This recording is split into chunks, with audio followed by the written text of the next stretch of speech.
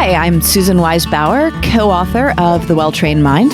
And I'm Susanna Jarrett, editor at the Well-Trained Mind Press. And we're talking about education for all parents and for all children in all sorts of settings. Today, we are pleased to be joined by Dr. Elizabeth Weber Edwards. Elizabeth received her PhD from Vanderbilt University in German language and literature and has worked with students at both the university and K-12 level. She's currently serving as the chair of world languages at Well-Trained Mind Academy, where she also teaches several classes.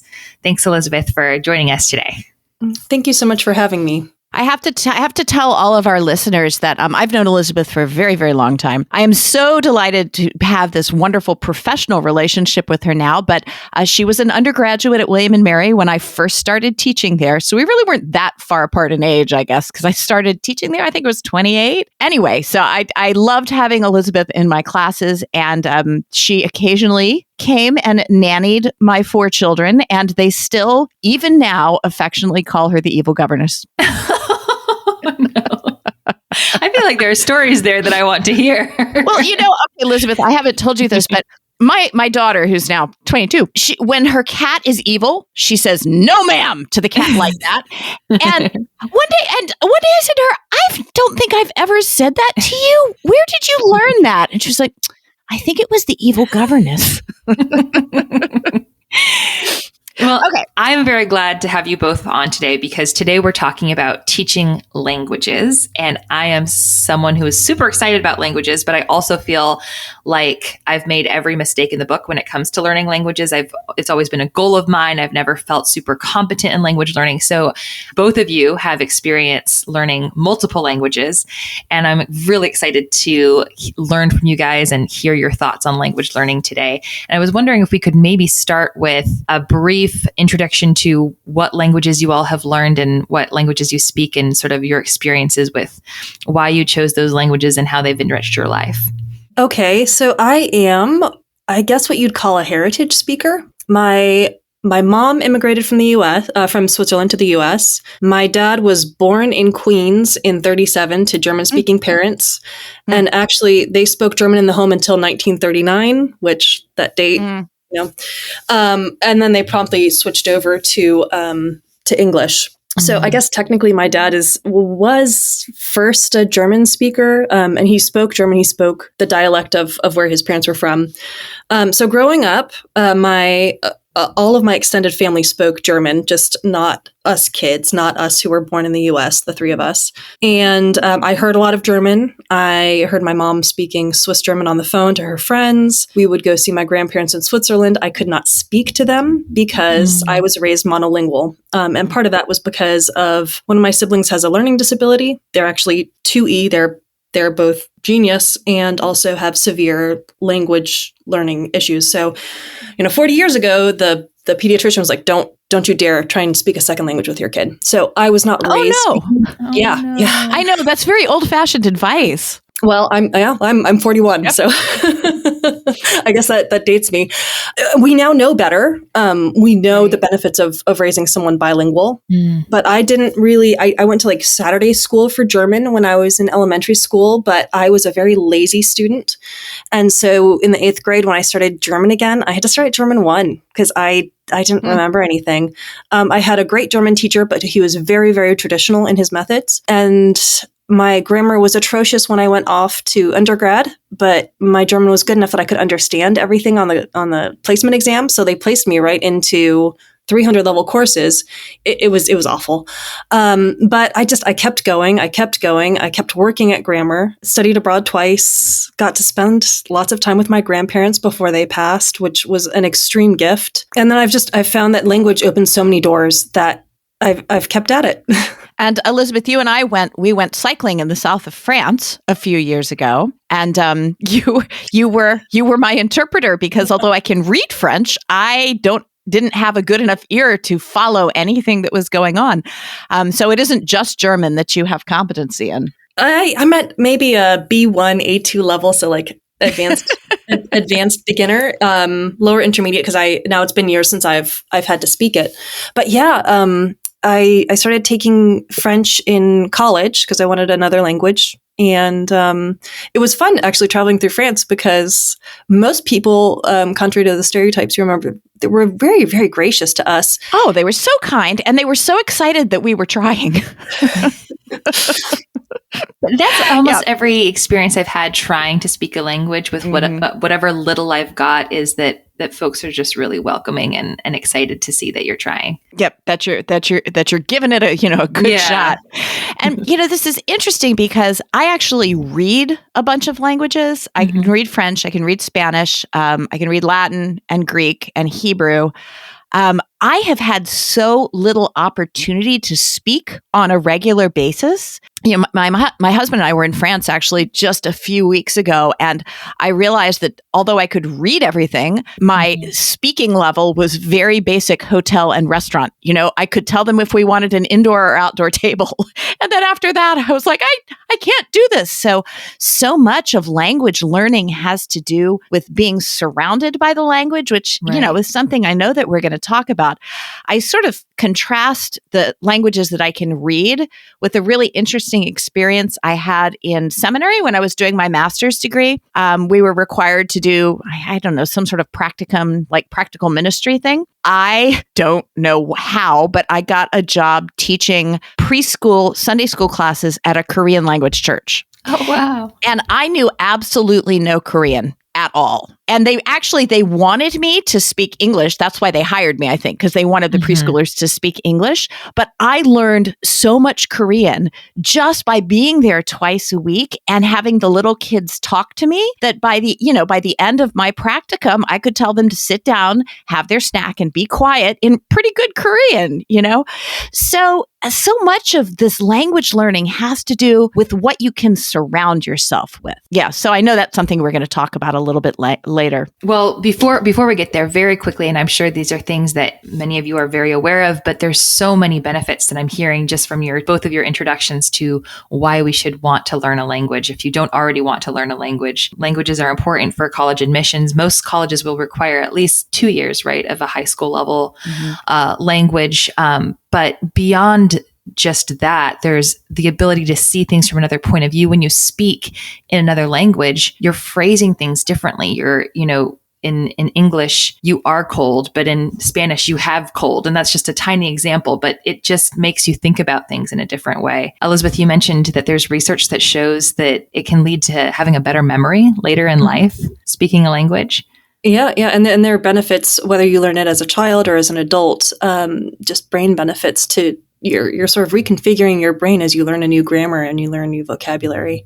And then beyond that, like you were mentioning, being able to speak to your grandparents, but also to ever more people you meet when you're traveling, people that live in your neighborhood that may not speak fluent English, just the opportunity to speak and learn from other people, to have a new perspective on your own language and your own culture. There's so many benefits that I'm sure we're very aware of. But the tricky part is, how do you do it? Because I wanted to learn languages my whole life, but it's always been challenging for me.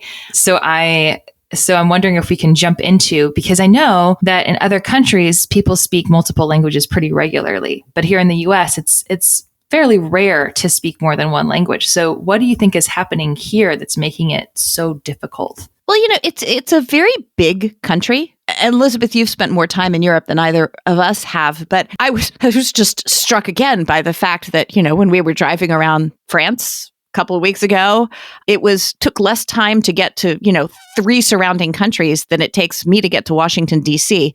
That's partly a traffic issue. But there's so much more opportunity in other countries to encounter people who will speak to you in another language. Now, I do think, and Elizabeth, I think this is something you've mentioned, that in the US, we probably have more opportunities to speak to other people than we take advantage of. I'll just for one example, I would really actually, and in fact, I have bought a Teach Yourself Vietnamese book. I would really like to be able to speak to the wonderful nail salon that I go to, which is all Vietnamese.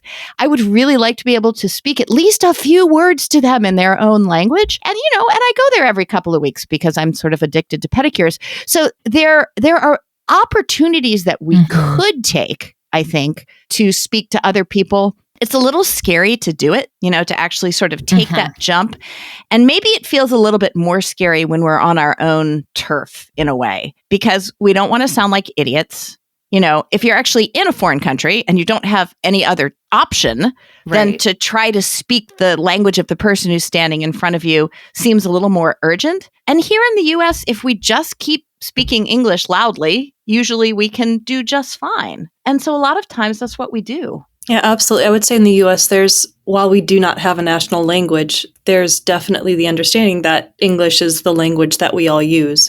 And interestingly, increasingly in Europe, as people travel, English is becoming the primary language for conversation. You're even seeing it in Switzerland, where they pride themselves on having a number of languages. But because of English's dominance, it makes it also harder to be motivated in order to really put in the work to acquire a second language. So you're not going to a school where a number of the students are already speaking another language. I'm thinking about one of my friends in the DC suburbs. Her school is a bilingual school, and it's because so many of the students have parents who are only Spanish speaking, and they've made that into an asset. But you have to look for those opportunities a little more in the US rather than traveling in France, like Susan was. If you're taking the train, you hear 2 or 3 languages even over the intercom, because they make sure that everyone understands what station's coming up. And I guess all those people who go to Disney World here who know how to say, please stand clear of the doors in Spanish, that's their encounter. Yeah. I remember when I went to Germany in college, I was a little disappointed by how much English there was, like on signage and things, because I'd worked really hard to learn some basic German, and I got there and at least in certain parts of Germany, everyone spoke German. I think there are other parts, if I had gotten out of the cities a little bit, where I would have been forced to learn or to speak more of the German that I had learned. But that's an interesting point you bring up, Elizabeth, that as English speakers, you can get so far in so many places with English that you're not forced to practice and to make yourself vulnerable. That's actually really funny, because when we were in Marseille recently, I was trying really hard to speak French, but every time I would start in French, the person I was talking to would immediately switch over to English to make things easier for me. And I kind of felt like saying, no, please let me speak my horrible French to you, because I need to. So I think what we're centering in on is that this has got to be a really deliberate choice, a deliberate choice, an intentional practice on our part to think, okay, what language can I regularly speak? Where do I go on a weekly basis where I could speak to people who will, native speakers who will speak back to me? And how can I incorporate that into my language learning? Because, there are some common practices in the US of teaching foreign languages that just don't work. And one of them is only doing your foreign language work in class. Only doing it as part of your curriculum. I mean, look, everybody takes high school Spanish. How many people can actually speak Spanish after they take high school Spanish? I mean, I would say almost nobody. Right. So, so that is a huge problem. And then, another problem is that we often wait until high school to start language learning. And science has shown again and again and again and again that the best times to absorb natural language learning, to become conversational, to start to be able to even think in another language is long before high school. It's, when children's brains are still very young. And when kids are young, you're right, they do absorb better. They're not as efficient because you can't talk about grammar.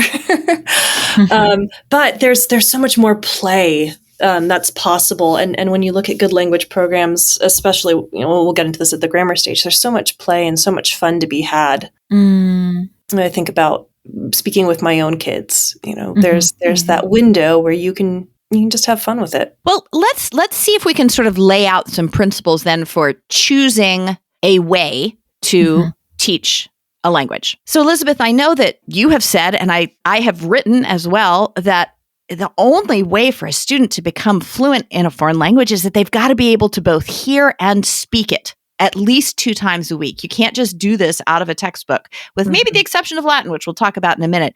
But what are some ways that parents, like Susanna, our parent to be, who don't speak a language but really want to teach their kid, what are some ways that parents can provide this 2 times a week minimum hearing and speaking? Well, you can go sort of the tutor route, and to sort of broaden that. That's not simply an academic tutoring. You can find a lot of local classes now geared towards young kids, preschoolers. My 6-year-old is taking a German class at his co-op because he's not going to listen to me when I speak German to him, and he's learning, which is great. But so tutors, teachers, that's a great option within your community. You'd be surprised who you can find a speaker who's at a very high level, if not a native speaker, who will engage your student in play. There are weekend classes. I went to Saturday school.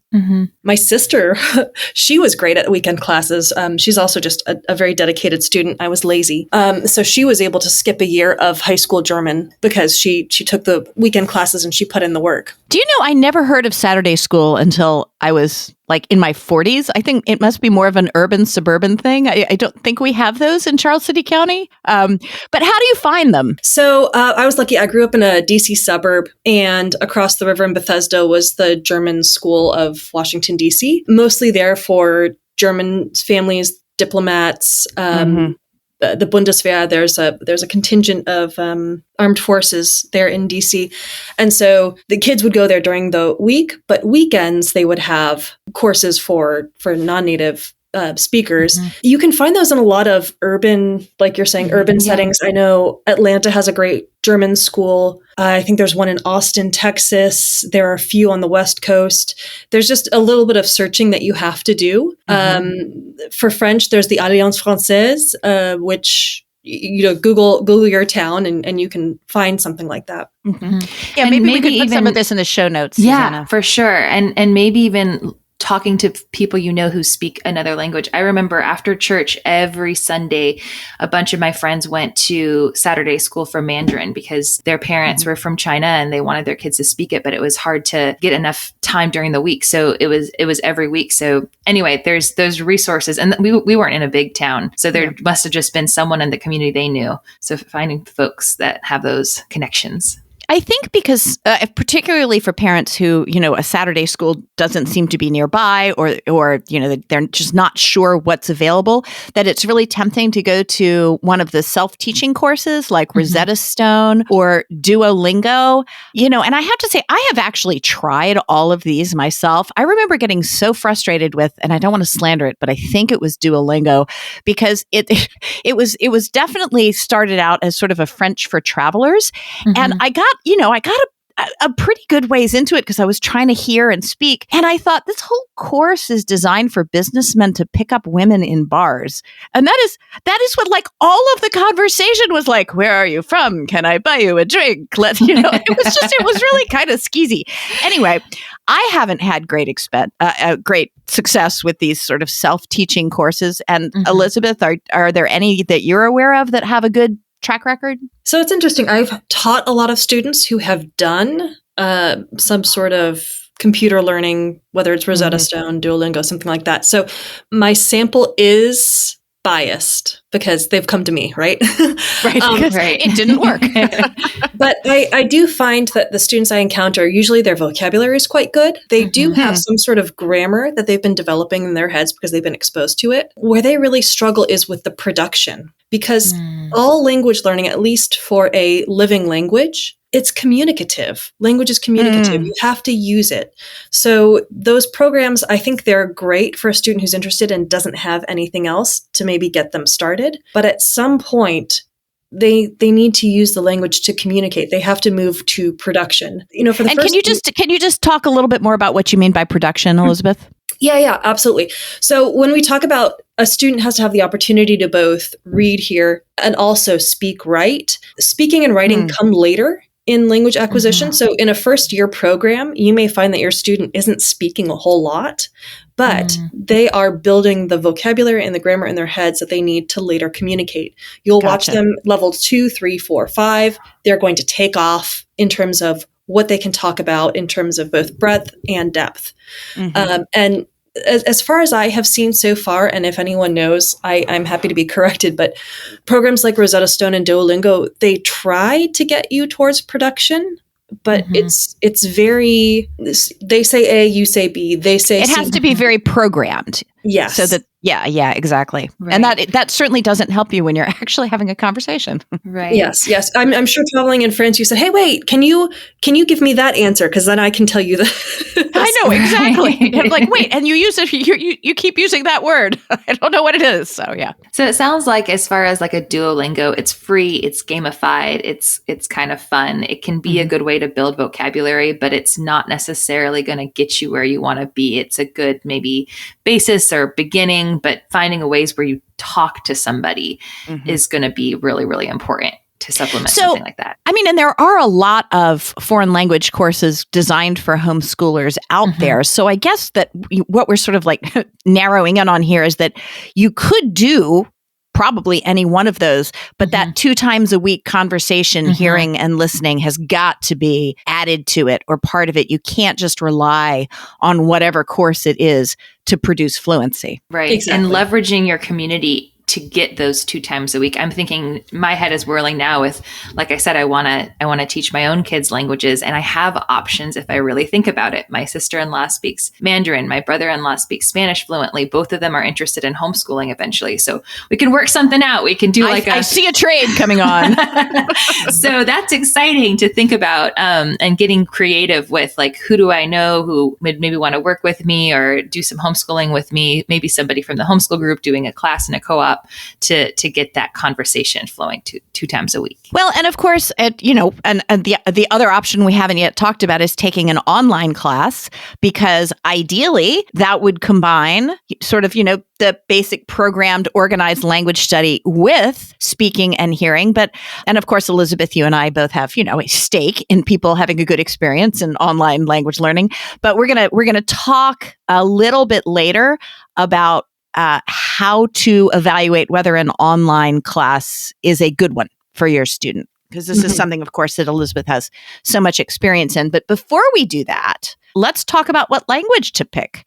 I mean, I feel like we have been talking a lot about fluency and how important it is to be able to speak, which is all pointing students towards a modern foreign language. But of course, Latin and other classical languages do also have their advantages. And Susanna, you've listed some of them here. Would you like to share with us? Yeah, sure. So for Latin, or it doesn't have to be Latin, it can be whatever classical language that fits in with your family, your culture, Arabic, your Greek, right, Sanskrit. Lots of people doing Sanskrit these days. It's a thing. Because they're not spoken today. They don't change as quickly. They're not as colloquial, so they tend to be a little bit more systematic. Latin in particular, if you are doing that, can help your children with their English skills. There's a lot of Latin roots that will help them with the vocabulary. Latin grammar is a good basis for English grammar. Learning Latin, as an example, would help you learn other languages later on. So if you learn some basic Latin in elementary and middle school, when it's time and you're ready to choose your own language, you're going to have some basic language learning skills and some roots. It's going to make learning Italian, Spanish, French a lot easier. And in a similar fashion, if you want your children, let's say, to be able to speak the Arabic spoken in Syria, like a Levantine Arabic, maybe you just want them to speak Levantine Arabic, and just teaching them the modern language is the easiest. But if you have a broader goal of, I want them to be able to read the classical Arabic texts, or I want them to be able to eventually learn different Arabic dialects, because they vary a lot. Learning classical Arabic is going to be a really great foundation for that. So you can teach your child the foundation language that allows them to then choose and explore and more easily learn other languages later on in their life. What else? These classical languages unlock ancient literature and historic source material for your students. So that's a huge advantage, where they can read things in the original text. And maybe that's a religious text that's important to your family. It can be a huge advantage. I would like to put a little caution in here. I mean, I have always said to parents, look, if you don't have access to a fluent speaker who can converse with your child at least twice a week, go ahead and do Latin or Greek, because you don't have to worry about the production aspect of it. You can just concentrate on the reading, but don't underestimate how much work has to go into becoming fluent enough in Latin or in Greek to actually read an ancient work in it. I'm always reminded of Sinclair Lewis's novel Elmer Gantry, which is about a charismatic crooked minister. Great American classic. If you haven't read it, you should. Elmer Gantry goes through seminary and he takes 3 years of Greek. And at the end of his 3 years of Greek, what Lewis says about him is he had learned enough Greek to read the Greek New Testament as long as he had an English translation nearby. I remember that because I took 3 years of Greek in seminary and that's what we all did. We were great as long as we had an interlinear there.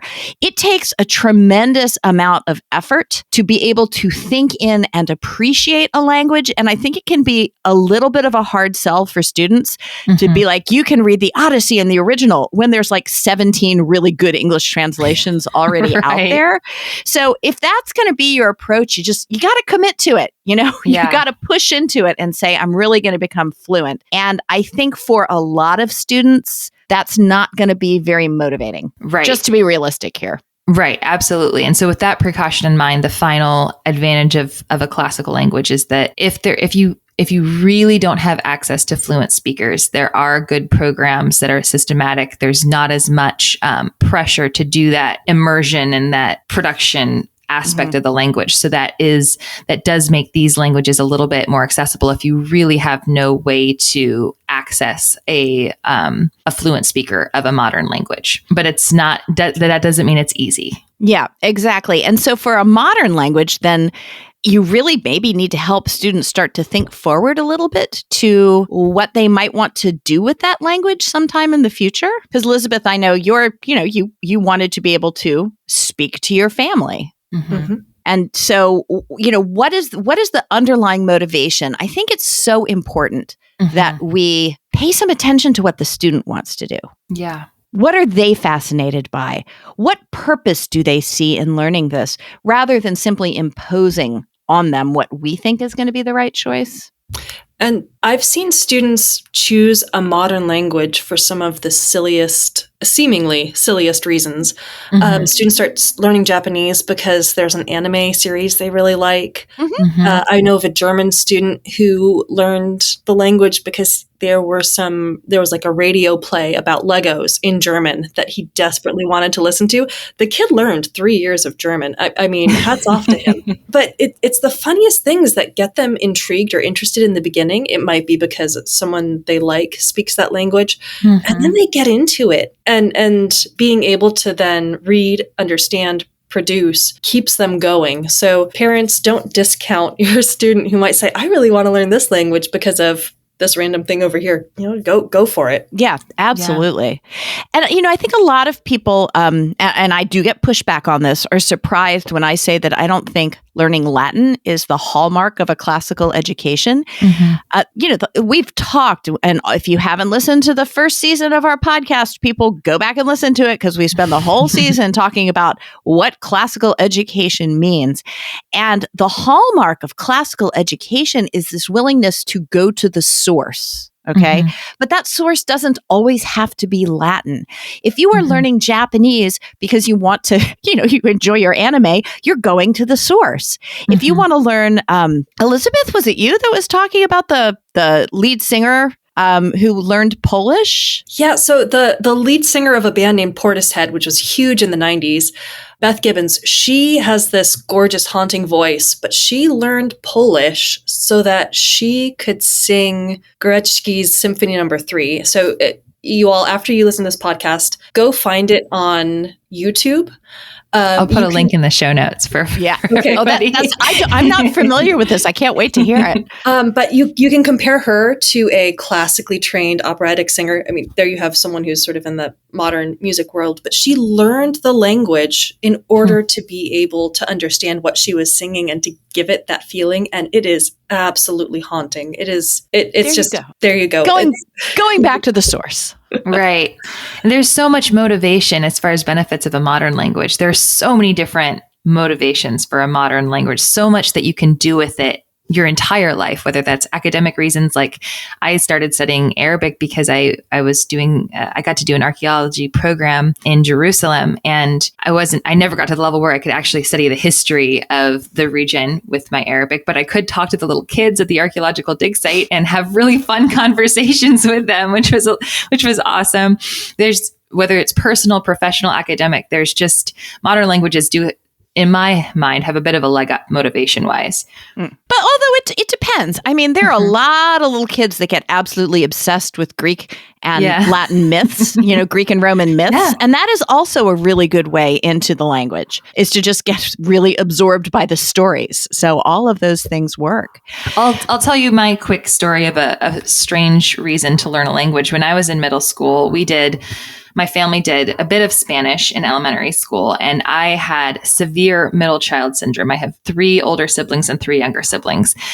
And all 3 of my older siblings did Spanish. All 3 of my younger siblings did Spanish. So I did Italian. That was really the only reason why I didn't do Spanish. And I studied Italian for a very long time. Of any of the languages that I've studied, it was the one I got closest to conversational in because I enjoyed it. And it made me different from my siblings. And that was enough motivation for me as a middle schooler. Hey, listen, with the middle schoolers, you grab any motivation they offer you and run with it. That's so important. And we'll be right back. The Well-Trained Mind Academy, founded by Susan Weisbauer, offers live online instruction and classical teaching methods that fit your students' educational plan. Our instructors are highly qualified in their fields and have years of experience in teaching, tutoring, and homeschooling. We work closely with students, parents, and instructors to create an educational environment that fits the needs of each family. From calculus to Japanese to essay writing to medieval history, the Well-Trained Mind Academy offers 150 courses for grades 5 through 12. Visit WTMacademy.com to learn more.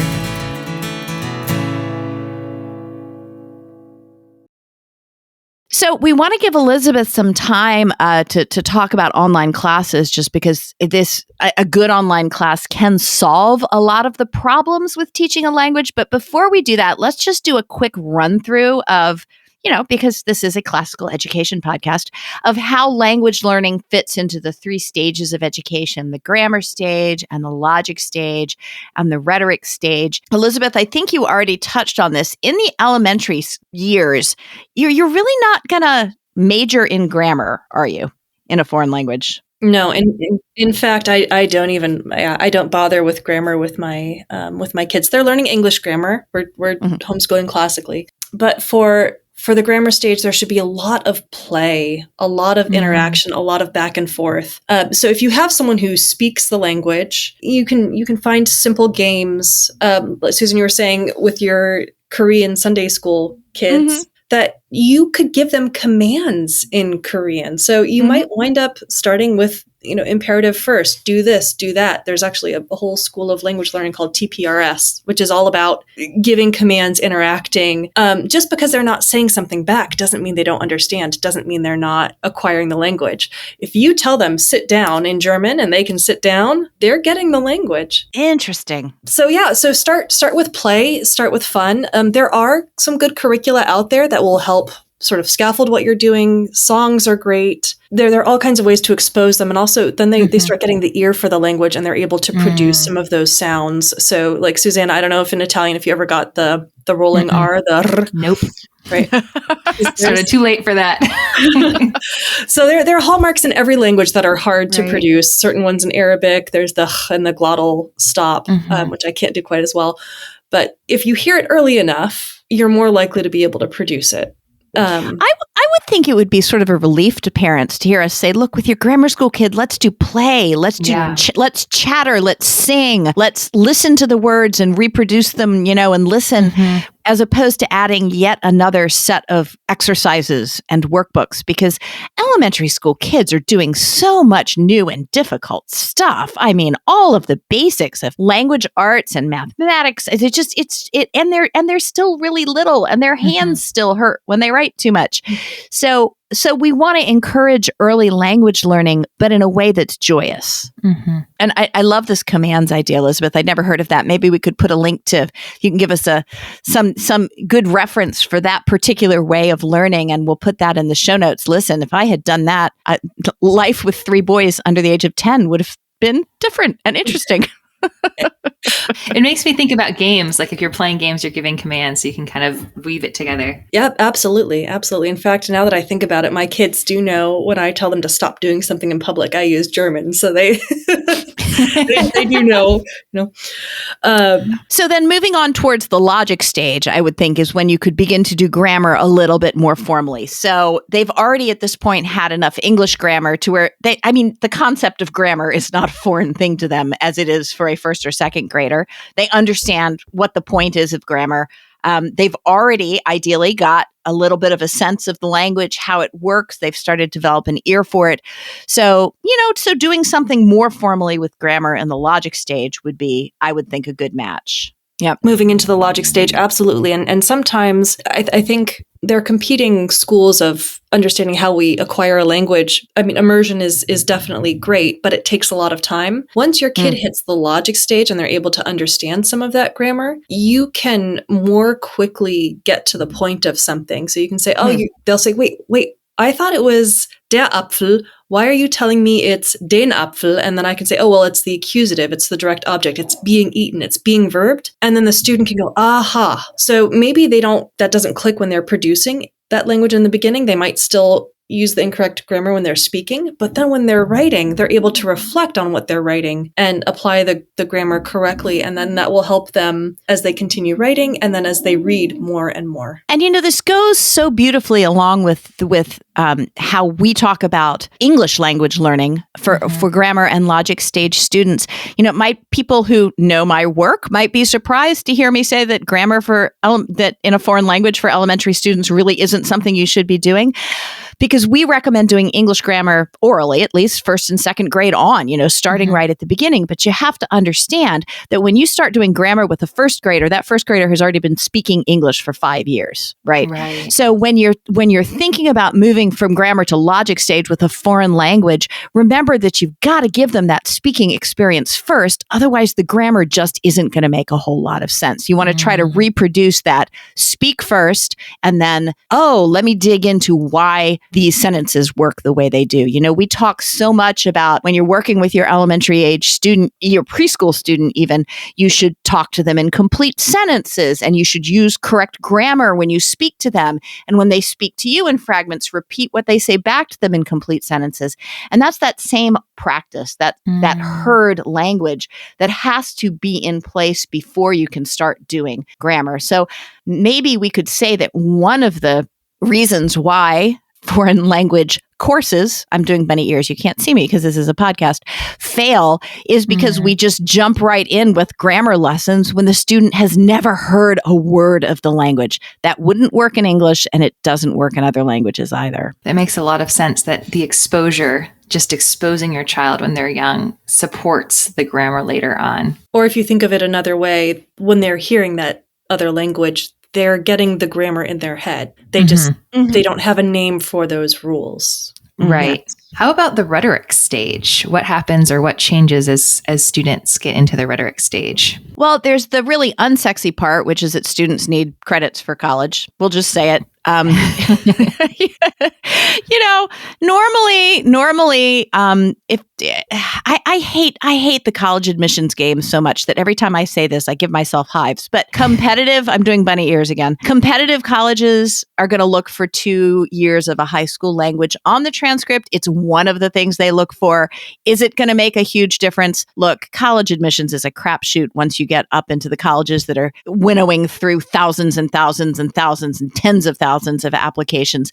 But that is an expectation that a student will have had 2 years of a high school language. That doesn't mean 2 years in middle school. It means 2 years in high school. Hopefully they will have done 2 years in middle school because, as we've said, one of the big mistakes we can make is not starting a foreign language until high school. But those 2 years that they're looking for should be building on previous work done in the middle grades and ideally in elementary school as well. But to be more educationally focused, I'm just going to read you this quote from The Well-Trained Mind, if I could, because it's always been one of my favorites. It's an academic named James J. Greenbow, and it's in an 1892 essay called "The Present Requirements for Admission to Harvard." So I know this is bringing us back around to college admissions, but it was a different game in 1892. So just keep that in mind.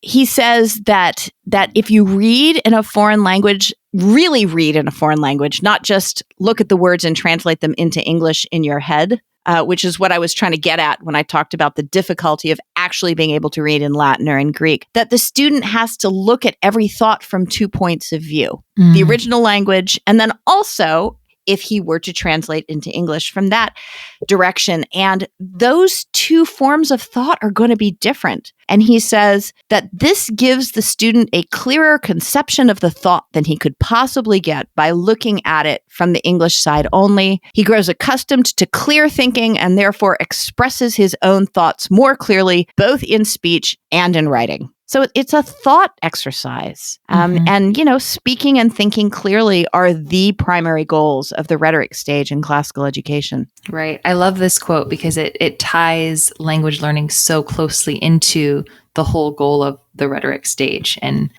makes it so clear how, I guess, supportive or useful learning another language is, whether it's a modern language or Latin or Greek, to that process of learning how to express yourself clearly. Well, and I find that I'm continually having to remind parents why they're doing certain things in the elementary grades and in the middle grades.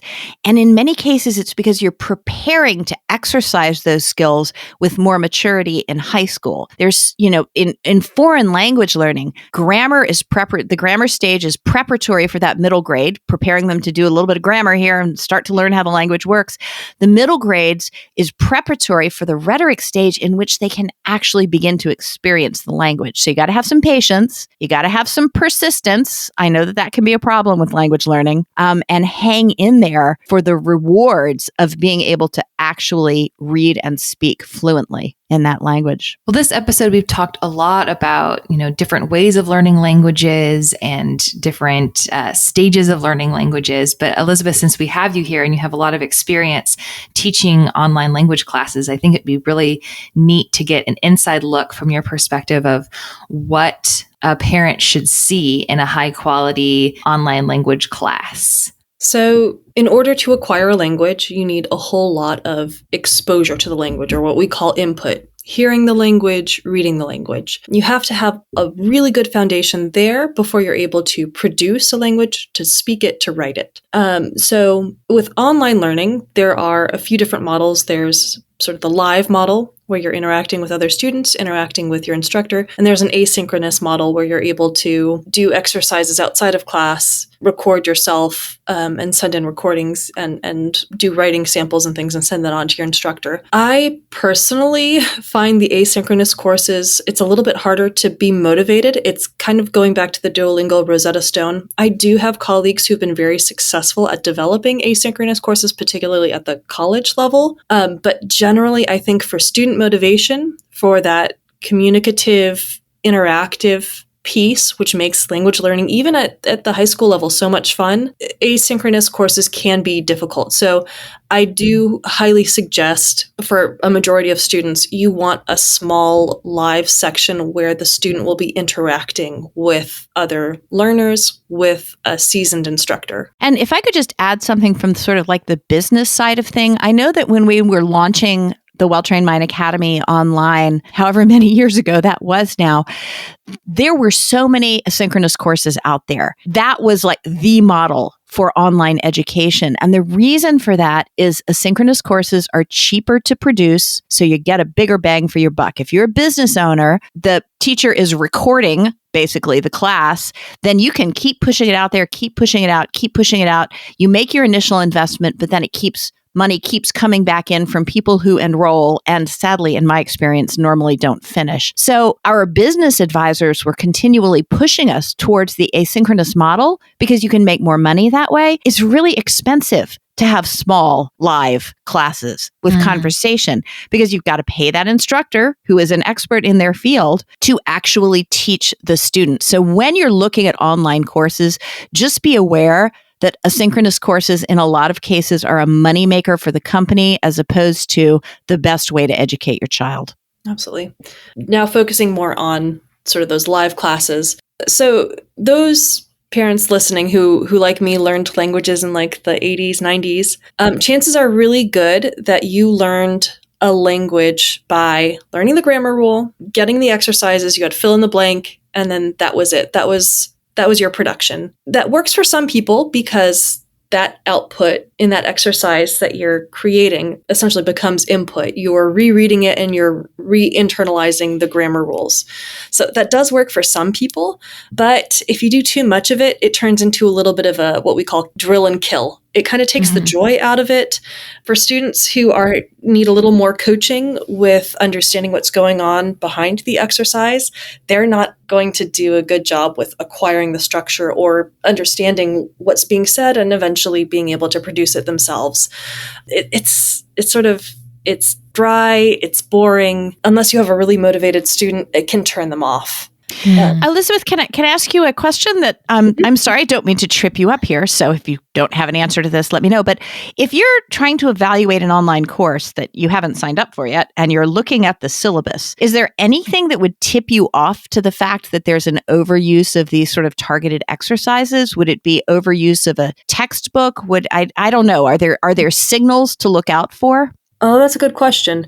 So there are certain textbooks which I don't know if the average parent would be able to look at it and go, oh, this is the approach that this textbook is using. It's not good. Mm-hmm. I think it would be really hard to assess as an outsider or to know if a provider were using a textbook as a spine to help structure vocabulary, to help structure learning so that you know what's being done in level 1, 2, 3 as the student progresses, or if it's really a drill and kill type approach. So that's interesting. So maybe I'm sorry, I didn't mean to interrupt you, but maybe if you look at the syllabus and the only thing listed on it are textbook pages, we're going to do these pages this week, these pages this week, these pages this week, without other input from other sources, without a lot of conversation, without more creative exercises, that might be a bit of a tip-off.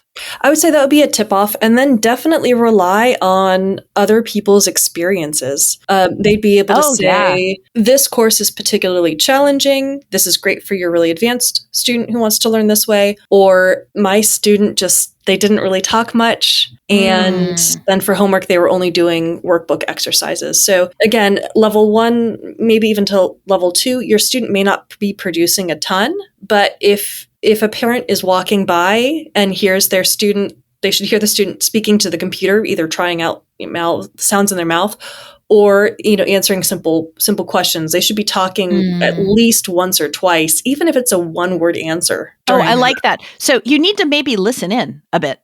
Oh, absolutely. Absolutely. Because you want to hear that interaction, you want to hear that communication, even if it's just like one word or yes, no. Mm-hmm. Or you can see that your student, they're not just sitting there trying to absorb it like a television show. They're having to do something. They're having to interact in some way. So what works better usually? So when we're acquiring any language, there is some level of memorization. We need sort of what we call formulaic language early on. When you ask, how are you? The answer is, I am fine, even if you're not. That's just something that you practice. And there are certain expressions that we always use. Students don't know what every single word means. They just start memorizing it. We need that in the beginning of a language to start building the grammar in our heads, to eventually get us to the point where we understand, oh my goodness, every time I'm saying I'm doing well in German, I'm using the dative case. We don't get to that until German 3. I'm not going to teach my German 1 student on the first day, that's the dative pronoun, you all. I just say, memorize this, get comfortable using this. Every time I ask this is your answer. But they get exposed to enough language that way that over time that grammar is built. And then at some point we do learn it explicitly. So there is some memorization. There is some simple call and response sometimes. That's what gets our language learning jump-started. And then at some point, level 2, level 3, your student is able to start drawing on those things that they've memorized and build in new ways and become even more playful with language, start trying out things. Grammatically, they may be incorrect, but they're able to say, oh, I know how to say this and I know how to say this. So I think I'm going to say this third thing by combining these two. They're going to play with language. They're going to try things out. They're going to make lots of mistakes. And that's where they're really getting to trying to communicate. And that's when they're getting to the point where that's the stepping stone to fluency, when that's your goal. So I would assume that in order for this to happen, that a good online course should involve some prep work on the part of the student, that they don't just go straight into the class, but that they have an assignment to do ahead of time of some sort, maybe not workbook, but what are a few things that maybe you should look out for that your student would be doing? Yeah. So, and here I'm speaking specifically for sort of upper middle school and high school students. Sure. They might be memorizing vocabulary. There's some great programs out there that help with that. Some students, they can see a word once or twice and they've got it. Other students, if they're like me, they need to do it 10, 20 times. They need to practice writing out the words. They still might not have the genders. It takes effort. But at least beginning to learn those vocabulary words beforehand will help them then when they hear it in class and they read it in class. It provides another opportunity for something to click. Other things they might do before class, they might watch a video on grammar topics. I love to do this because I do have a lot of classically trained students who do great when I say this is a direct object, this is an indirect object, but some of them have never had grammar before. So rather than me spending 20 minutes teaching them what the accusative case is, I might assign a video from YouTube ahead of time and say, watch this. If that doesn't click, try this one. And then when we get to class, at least when I say accusative, they don't go, they're a little more ready for whatever we're going to do in class. Or if I don't start with grammar explicitly, but I start with some sort of an exercise, they're able to take that exercise, notice that something is going on, and then go back and watch the video and go, okay, now I see what she's doing there. And we can also assign students reading passages ahead of time. So we can give them strategies. This also works on the first language.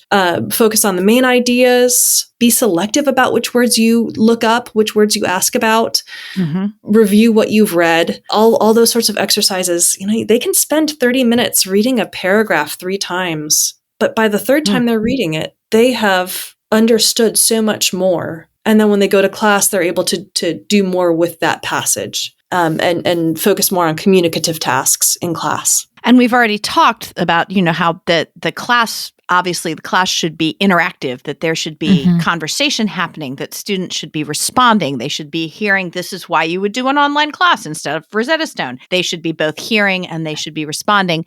And then I assume that parents would also be expecting there to be homework for after class, that there is, what sort of learning should happen after class? Since I would assume that the primary, hearing and speaking back is going to be during class. What sorts of homework is going to help reinforce learning for them? So there may still be targeted workbook exercises. It's not a guarantee that simply because there's a workbook that it's awful. But sometimes that can help students review a topic that was covered in class, especially if they then go back and correct it, or if an instructor is correcting it, then they can say, oh, wow, this did not click. I need to teach this a different way. Students may be writing to a prompt that they will then speak on later in class, or they spoke on in class, and then they're practicing some writing. So early on, maybe towards the end of the first year, they're writing a few full sentences. They're doing exercises where they have the time to reflect. So some students, you ask them to speak and that affective filter is very high, which means they just don't want to produce theirs. They get that deer in the headlights look. They freak out. They go, I don't want to speak. I don't want to speak. I think many of us have that experience. I think we've all experienced that. I definitely have. So giving them a writing prompt after class when they have time to reflect, they can sit with it. That can really be beneficial. For my students, I also have them complete grammar pages so that they're taking some of the grammar concepts and they're reflecting on them as they've been presented in the book, as they've seen in videos, as they've heard from me. And then they get to to sort of try things out. And finally, there's some sort of summative project at the end of each unit where they are drawing on not only what they learned in that one unit, but what they learned throughout all, because languages, it's cumulative. You can't just say, okay, we're only going to use chapter 3 here. No, you draw on chapter 2 and chapter 1.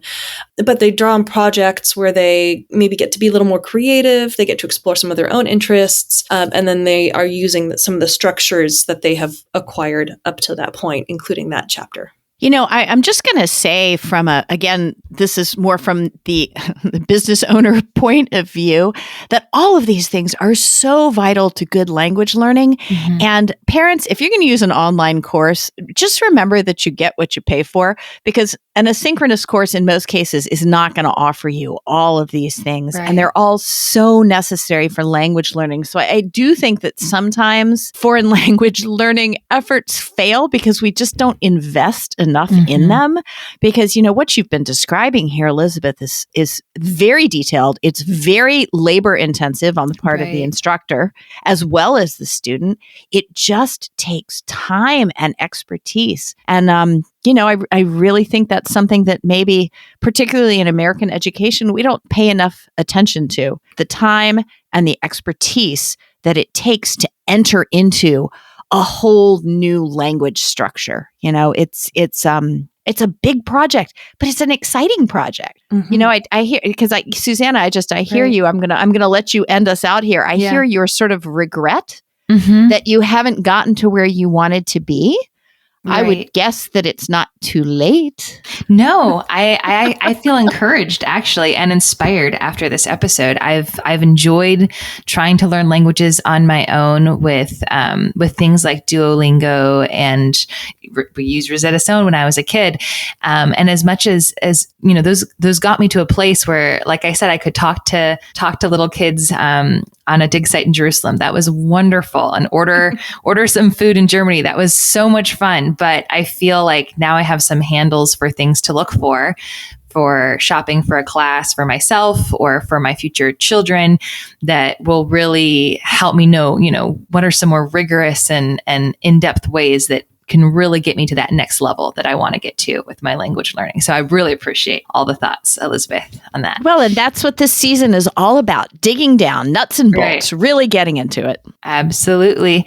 And we were going to dive deep into some other things, but we're approaching an hour here, so we should probably close out. We might have to do an addendum language episode at some point. That would be fun. But for those of you who are here listening, please subscribe wherever you listen to podcasts. We also would love to hear from you, your thoughts on classical education, home education, school education, or any kind of education that interests you.